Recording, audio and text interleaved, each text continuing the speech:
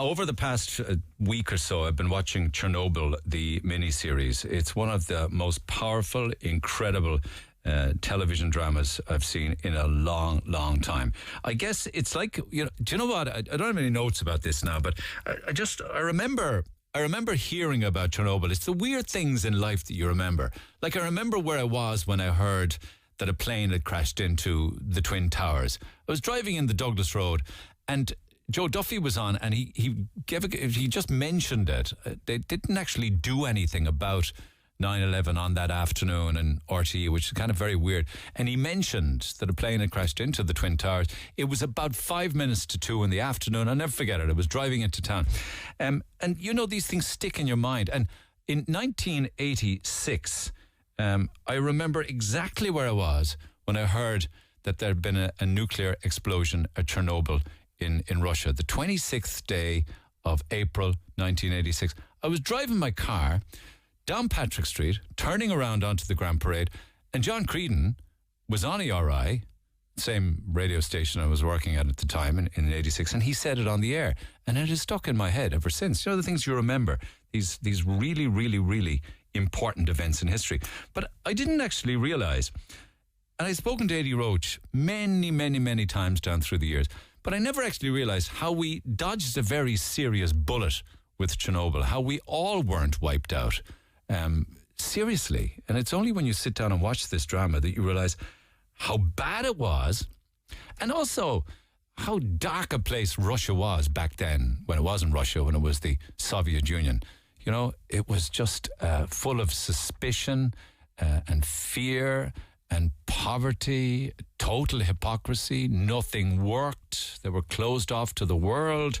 It was a very dark period. They figure, actually, the Chernobyl disaster, Gorbachev said this some years afterwards, that it really was the main event that brought about the collapse of the Soviet Union itself. If you haven't seen the miniseries, what I would call a docu-drama, you certainly should watch it. But if you have, I think, without fear of contradiction, you'll agree, it's powerful.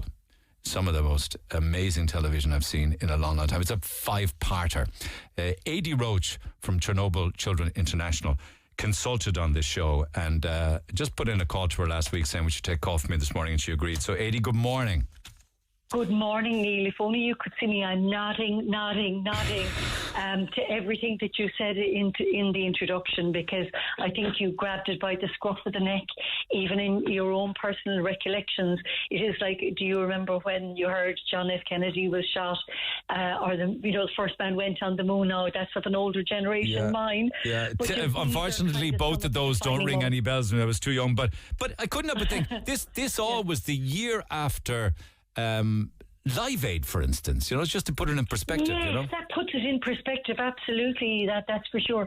And you know something, Neil, I have to say I concur with everything that you said, and I just also want to say that we weren't expecting this, by the way, the 5-parter, and I suppose in a way we've just kind of had to adjust as the years have rumbled on.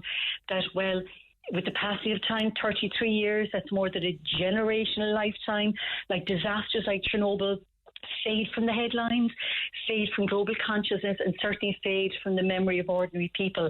And then out of the blue comes this film which confidently proclaims itself, and what its intention actually is with that single forever place name word, Chernobyl, that really changed the history of language and the history of tragedies, forever.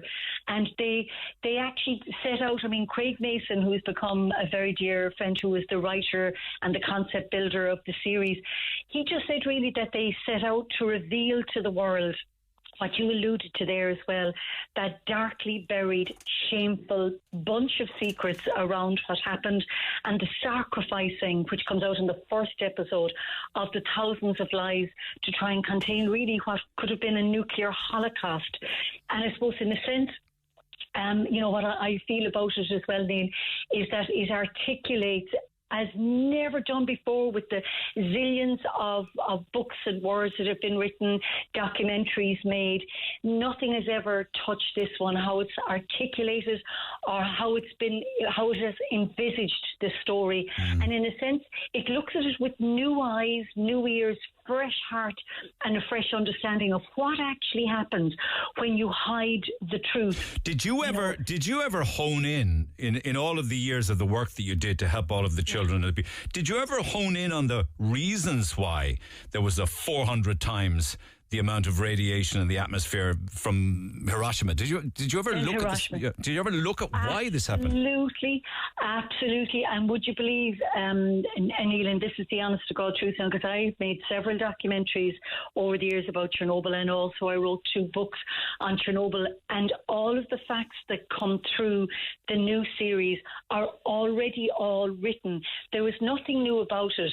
But actually what really is new is somehow it managed to really make it digestible for people. Even at the United Nations, where we premiered it with Jessie Buckley and Jared Harris and the directors and the writers and everything from HBO about a month ago, I swear to God, you're talking about the ambassadors, all of the missions of the world who were sitting there. They were shocked by the story, and you'd imagine that they would know everything. People absolutely don't. Actually, I mean, as you mentioned in the introduction, like, we were actually hours away from a much worse disaster. So in a sense, how this manages to get under the skin like nothing else has done is somehow there's a rawness about it.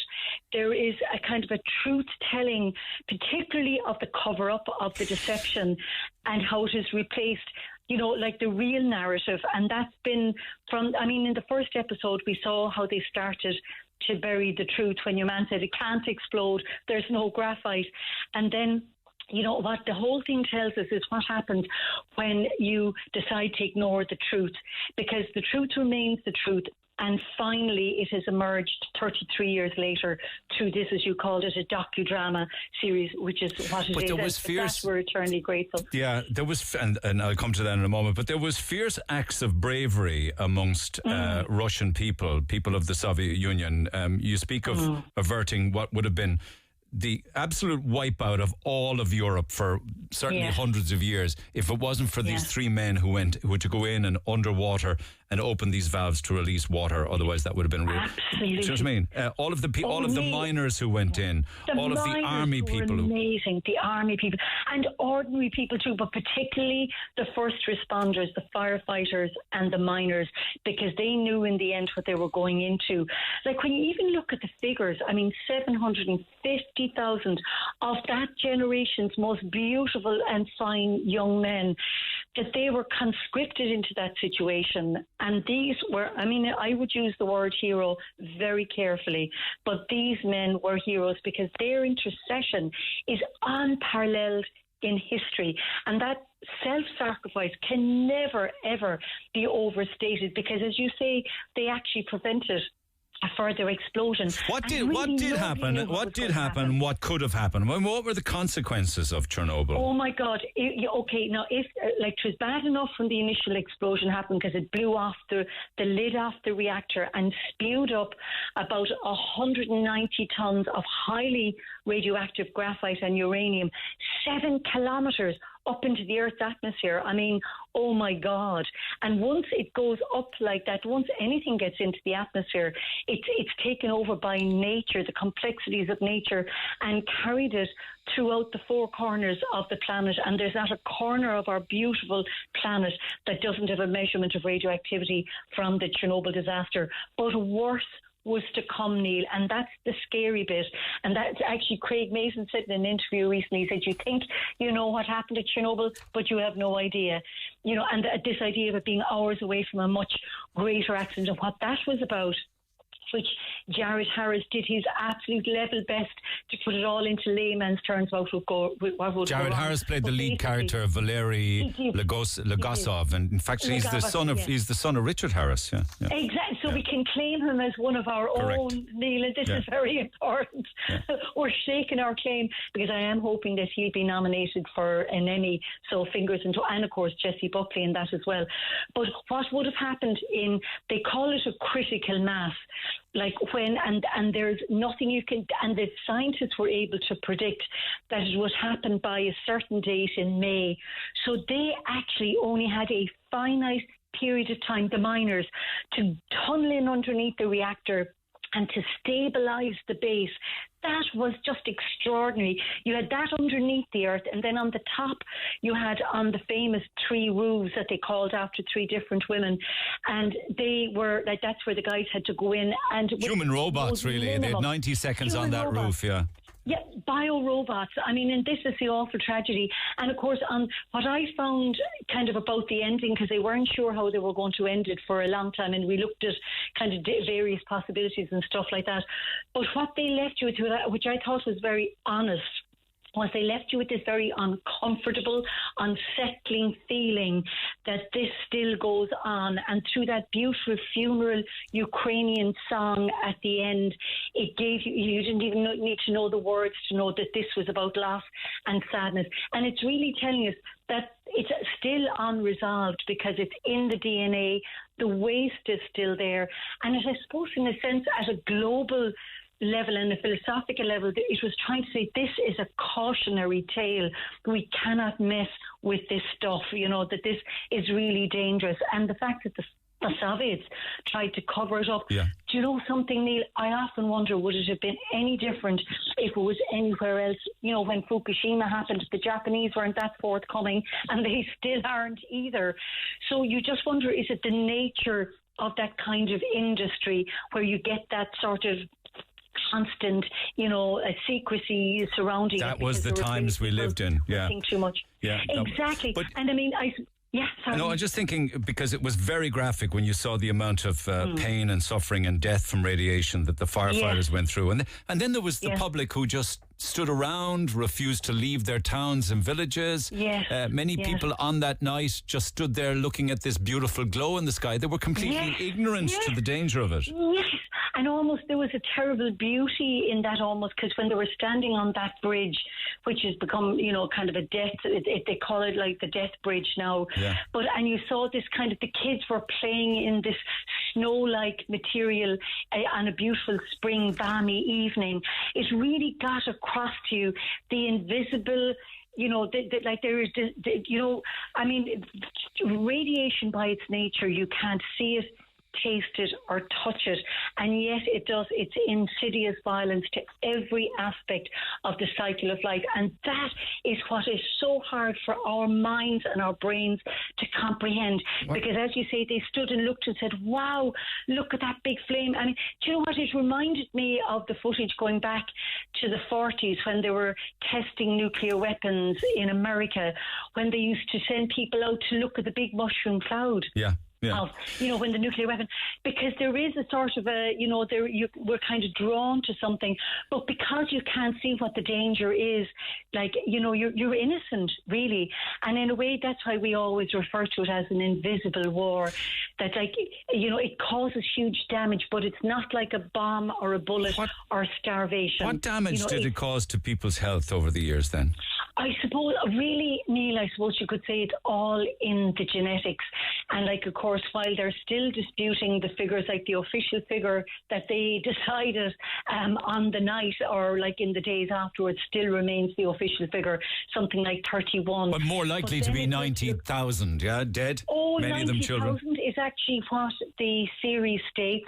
There is further information that has come out subsequently that would say of the liquidators alone, 125,000. But that doesn't even look at the civilian population, because nobody knows. Because as you mentioned about Gorbachev, it was one of the signings of the death knell of the Soviet Union, and of course everything broke up, and then tens of thousands of medical records were suspiciously lost. So, and all the countries were broken up and trying to just survive as new independent states. So nobody's been keeping any records, Neil. All we can do is go on an awful lot of anecdotal evidence. A lot of scientists, such as Valery Legasov and others, they tried to do the research, but unfortunately, it's been extremely difficult. So we may never know the true scale, the true figure. But what we do know is there is genetic damage in the land, the flora, fauna, and like the greatest source of contamination in 2019 is actually through water and food. Hence, we still bring children in from the Chernobyl areas, and we have a group of kids in June. But are there not areas that are still deemed to be a dead zone where there's no habitation? Definitely. Sorry, Neil, I said that. Sorry, you're absolutely right. When they took a kind of a compass and put kind of let's decide on an exclusion zone, as they call them, or the dead zones, and they declared like 3 huge dead zones going out as far as 200 kilometres, and a lot of those are still in place. They're called the purple zones, Death Valley, zones of alienation, like really strong names. And within those areas, there are 2,000 towns and villages that have been wiped out, that they have been buried in mountains of concrete, can never be lived in again. They've been taken off the map, Neil, and these are places that have a history that spans back 1,000 years. Amazing. Ancient people, ancient culture, all lost forever, and really left as a monument to man's destructive capability. And over the years then, have there been birth defects in babies from women in the area? Oh, absolutely. My God, we're dealing with them all the time, Neil. Actually, we just have a group back at the weekend, a medical group that were out working in a children's institution. And it's in places like that you do see the birth deformities, and also huge damage to the thyroid gland and also to the heart. Actually, as we're speaking on the radio, we have a team of cardiac surgeons out in Ukraine because they've come up with this new medical genetic condition which is passed generally from the liquidators, actually, through the generations, that there are, we call it Chernobyl lineage, a condition called Chernobyl heart, where children are born with multiple holes in the heart, a condition that you cannot live with, Neil, but that you will die with without surgical intervention. And we have a team sponsored by the people of Ireland that are performing life-saving surgeries for the next 2 weeks. They're in week 2 now, which is all made possible by the generosity of Ireland. And Ireland has been one of the leading first responders that have kind of really stood by, championed the lives of the people that have been destroyed in that area, because they're still living there. There's 500,000 children that live close to the reactor, and these people are eating, breathing and drinking contamination in their daily diet because they have no alternative. So there is a lot of scientific work being done in the zone, and we're working with the scientists there. And this series, Neil, is like a shot in the arm, big like time. A miracle for us, really, because here we are talking about it, after all this time, and I think it's bringing it to a whole new generation. Well, I never knew it could have been a hell of a lot worse, only by watching it. I didn't know. And of course, I didn't know much about the cover-up or the scientists who were trying to get the word out, or the KGB and all this stuff. I know Barry Keoghan, the actor, he was in Love Hate. He played a great part, and he was going around as part of a squad that went out killing pets because they couldn't leave animals behind. Neil, do you know something that somehow reminded me? Do you remember when they went in, when the old lady was like milking the cow, and she spoke about like she'd been through the World Tsarist War, Russia, so the Nazis had come and everything, the famines and everything, she wasn't going. And there was all that about the soldiers going into the deserted villages. I just kept on getting these flashbacks myself of footage that we've seen of the Nazis going in and razing villages to the ground, these very kinds of villages. And, I like the tragedy of Chernobyl in the same century as they had the Nazi, war tanks that belted across their country and killed 1 in 4 of the Belarusian people. And now Chernobyl came at the other end of that century and killing 1 in 4 of their people.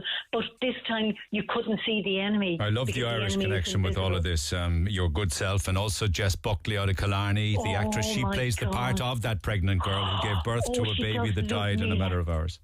Yes, absolutely, Ludmila. Actually, Jessie is just a sterling human being. I mean, I love her to bits. I mean, she's so talented, and she has taken this issue, Neil, to her heart. I think it's affected her like no other part that she's ever taken on. And actually, Jessie was the link person between us all. And when it came to the United Nations, she helped to pull all of the crew together, the production company, sister productions from England. I kept screaming at her, would you ever get away from that man? You shouldn't be there. You shouldn't be touching your husband. You shouldn't be inside the plastic and all this stuff. God, I know. I was weeping watching it, Neil. I swear to God. Yeah. Every so often I just kind of had to pause it to almost even breathe myself. And you know that the Russians are very... She loved her husband. Yeah, she loved her. Clearly, she did. And but then again, I think she was rather ignorant to the damage that it was going to do. But, you know, Russia's very unhappy with this. They're saying that it's the Americans' fault or something like that. I know. I saw that with a bit of sadness. Now I have to say, was that late last week when they're saying they're going to make their own series, saying that it was the CIA were to blame. That's such a pity. I mean, you know, they're taking it very personally, as if we're blaming them. Like, we're blaming the system, and it's a system that kind of, you know, doesn't exist anymore. And we were also blaming human frailty. The Russians did nuclear power on the cheap, didn't they? Yeah, I suppose they did, but a lot of countries do, you know, like North Korea. I mean, there are a number of sort of, you know, kind of rogue states out there involved in the same thing.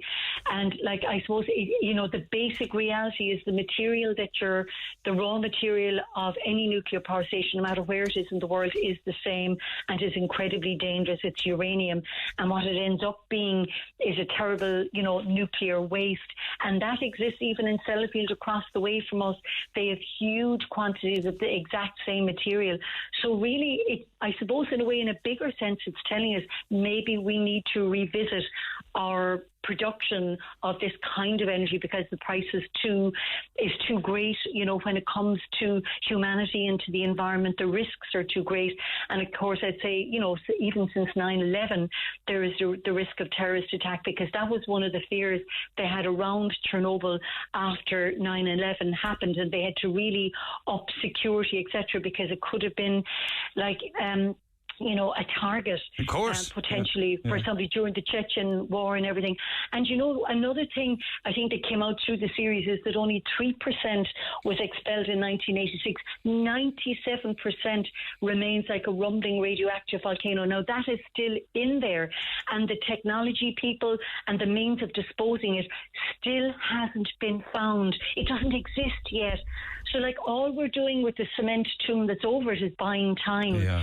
Like, and that's what, you know, you could say, like, what's going to be the next part of the series, if there is going to be another part in the, you know, in this. It is like, well, what do we do now? I know. We know what you guys are doing over the years. You've delivered over €100 million worth of humanitarian aid to the area. You've also brought over thousands and thousands of children, some of whom die even after they visit Ireland, don't they?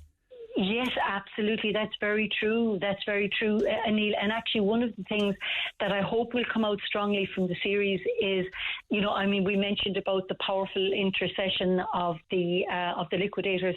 One of the things that I proposed at the United Nations, and I'm hoping yourself, Neil, and everybody in Ireland will help us to do this. These guys paid the ultimate price with their own lives, but there are some of them that are still surviving, and it's to put them forward, to nominate them for a Nobel Peace Prize, the liquidators as a body, because they saved the world. And I think they've been airbrushed out of history to a large degree. I wasn't aware of any of that. For my ignorance, forgive me, but that show really made a big difference. And you know something, Neil, they've cut back their pensions, they're stopping their medical care. These guys are, you know, left in obscurity. I want, like, this series shines a light back on these heroes, and I think we need to take the next step, which is declare these guys, those who are alive, and for those who have died, for their families, to declare them, you know, like heroes, and to nominate them for a Nobel Peace Prize, because we wouldn't be having this conversation if that critical mass had happened. Yeah. I mean, that's how close we were to it. And this series, I suppose, took us all to the edge of our understanding. Like, where would we have gone? Like, where would we on the island of Ireland gone? We were finished.